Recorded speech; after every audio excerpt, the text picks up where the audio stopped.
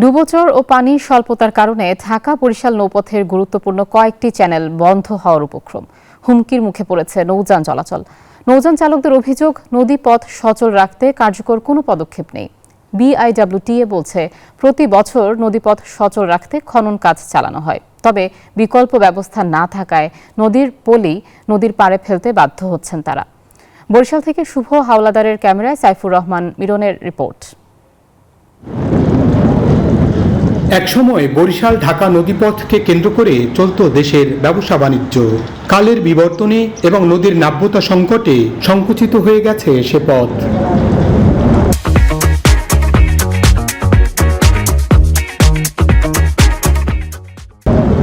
যথাযথ খনন ও রক্ষণাবেক্ষণ না থাকায় হুমকির মুখে পড়েছে অবশিষ্ট নদীপথও। চালকদের অভিযোগ, প্রতি বছরই খনন হয়, কিন্তু স্থায়ী সমাধানে উদ্যোগ নেওয়া হচ্ছে না।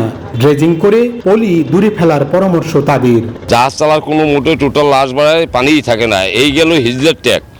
আর সামনে আসেন ভাবনার চর এবং বরিশাল ফেরির মাঝখানে একদম পানি লাশ বাড়ায়, জাহাজ দাঁড়াই থাকে, যাত্রী নিয়ে ওখানে আমাদের একদম এককালে বসে থাকা লাগে, জোয়ারের দিকে তাকাই থাকা লাগে। পাতারহাট থেকে সিন্নিরচর পর্যন্ত একটা জায়গা আছে, ওই পর্যন্ত আর কি মানে খুবই সংকট। এই সিজনে পানি অনেক কম থাকে। ড্রেজিং হওয়ার পরে যে বালুটা যে দূরে ফালাইবে বা নির্দিষ্ট কোনো জায়গায় এরকম পদক্ষেপ কিন্তু নাই। খনন হয়, এর পাশেই কিন্তু আবার বালু ফালাই নেওয়া হয়। ওই বালুটা কী করে আবার স্রোতের কারণে বিভিন্ন সময় পানির ঢেউয়ের কারণে আবার কিন্তু ওই বালিরা জায়গায় চলে আসে। বন্দর কর্মকর্তা বলেন, শুষ্ক মৌসুমে নৌযান চালক ও মালিকপক্ষের অভিযোগের ভিত্তিতে তাৎক্ষণিক নৌপথ সচল রাখতে উদ্যোগ নিচ্ছেন তারা। একই সঙ্গে ডুবোচর চিহ্নিত করে ড্রেজিং বিভাগকে জানিয়ে দ্রুত ব্যবস্থা গ্রহণের কথাও জানান তিনি। ড্রেজিং বিভাগে আমি তালিকা প্রেরণ করি, ড্রেজিং বিভাগ সে অনুযায়ী ব্যবস্থা গ্রহণ করেন।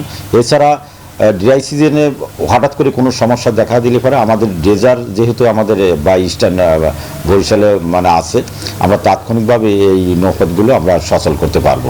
নদীর পলি নদীতে ফেলার কথা স্বীকার করে ড্রেজিং বিভাগের এই প্রকৌশলী বলেন, নাব্যতা সংকট প্রকৃতিগত। নদীর তীরবর্তী উঁচু স্থানে মাটি ফেলার সুবিধা না থাকার কারণে নদীর পলি নদীতে ফেলা হচ্ছে। তীরবর্তী কোনো একটা জায়গায় যদি ডাম্পিং করতে হয়, আপনাকে সেই ফেসিলিটিসটা থাকতে হবে, মাটির ডাম্পিংয়ের জায়গাটা থাকতে হবে। আমাদের কিন্তু সেরকম জায়গাও অ্যাকোয়ার করা নাই। বরিশাল ঢাকা নৌপথ সচল রাখতে এবারও 25 লাখ ঘনমিটার খননের উদ্যোগ নেওয়া হচ্ছে।